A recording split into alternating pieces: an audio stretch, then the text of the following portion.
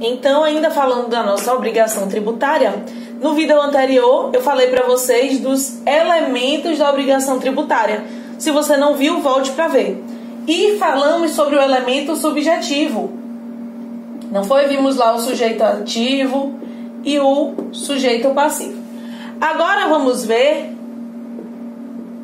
os elementos objetivos. Qual é o elemento objetivo dessa obrigação tributária? A prestação.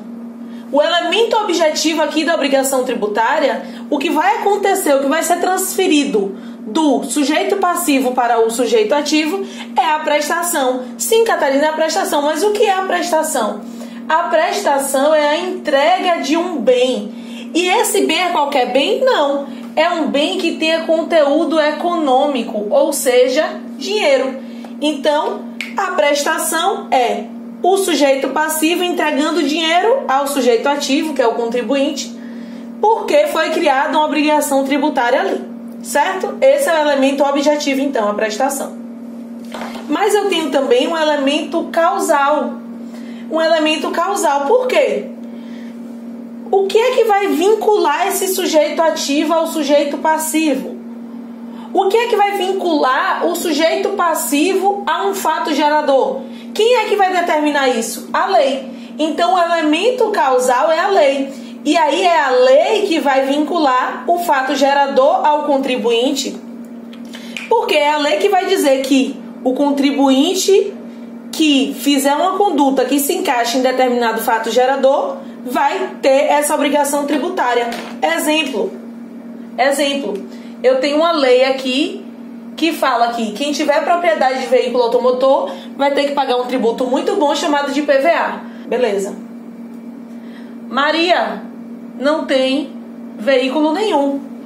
Maria foi vinculada aqui? Não. Esse fato gerador disse alguma coisa a Maria se ela não tem nenhum veículo automotor? Não.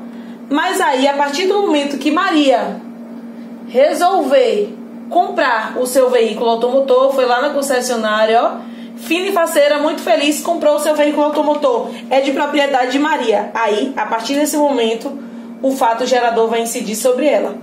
Mas, porque ela é a contribuinte. Então, a lei é que vincula o fato gerador ao contribuinte, certo?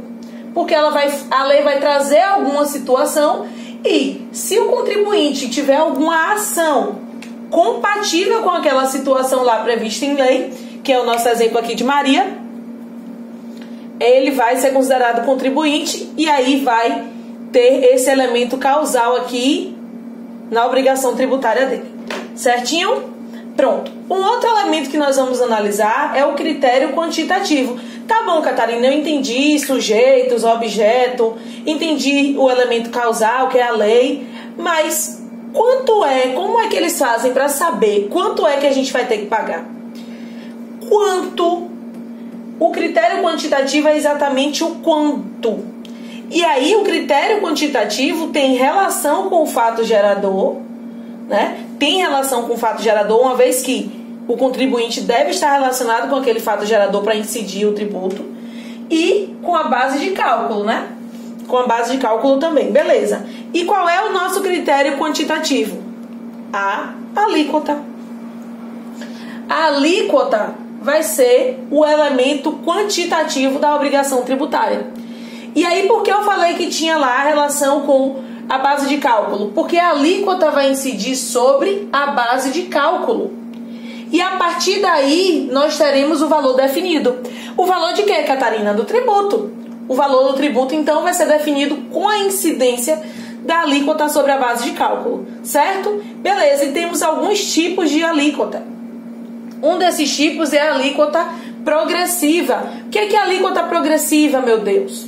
A alíquota progressiva é quando, na medida que a base de cálculo aumenta, a alíquota aumenta também. Então, eu vou dar um exemplo. Você aí que está do outro lado da tela, eu digo a vocês que se você ganhar R$100 de mesada, 1% vai ser de tributo, que vocês vão me pagar aqui pelos vídeos. Se você ganhar R$200 de mesada, 2% vocês vão pagar de tributo. R$300 de mesada, 3%. Viram o que aconteceu aqui? Claro que é um exemplo nosso, esdrúxulo, mas viram o que aconteceu? À medida que a base de cálculo aumentou, a minha alíquota foi aumentando também. Catarina, então a base de cálculo é o valor que eu vou levar em consideração para calcular o tributo? Sim, isso. E quem é que vai me dizer qual é a base de cálculo? A lei. A lei vai determinar qual é a base de cálculo, certo? Então entendemos a alíquota progressiva. À medida que aumenta a base de cálculo, aumenta a alíquota. Certo, Catarina? Entendi, mas tem algum exemplo para me dar? Tenho. O imposto de renda. No imposto de renda não é assim? Quem ganha de X a Y, tantos por cento. Quem ganha de Y a Z, tantos por cento. É assim, certo? A alíquota progressiva. Mas eu tenho também a possibilidade de uma alíquota regressiva. Exemplo, o exemplo oposto. O exemplo oposto. Se você ganha R$100, você vai pagar 10%, um exemplo. Se ganha R$200 de mesada, aí eu boto para 5%. Se você ganha R$300, aí você paga 1%. No nosso exemplo louco aqui, para vocês entenderem que na alíquota regressiva é o oposto. Se eu aumento a base de cálculo, eu diminuo a alíquota. Certo? Mas qual é um exemplo aí disso? Os tributos que têm função extrafiscal. A gente pode utilizar como exemplo, tá? Beleza, entendi. Progressiva e regressiva. Mas tem outras também. Alíquota zero. 1 vezes 0 é quanto? 0. 1 milhão vezes 0, 0. Qualquer número vezes 0 é 0, né?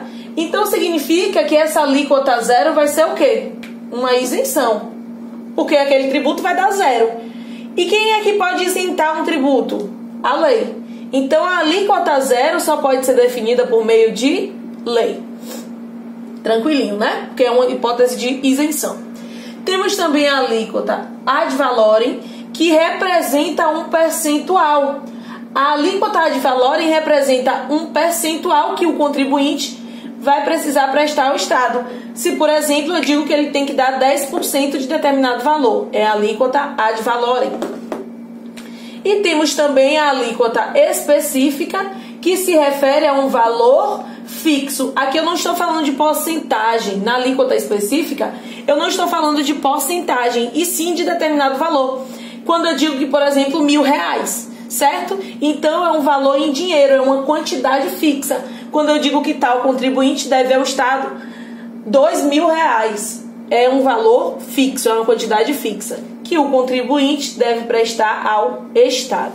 Certo, gente? Vimos então os elementos da obrigação tributária. Sigam comigo que nós vamos continuar estudando esse assunto, que é a nossa obrigação tributária.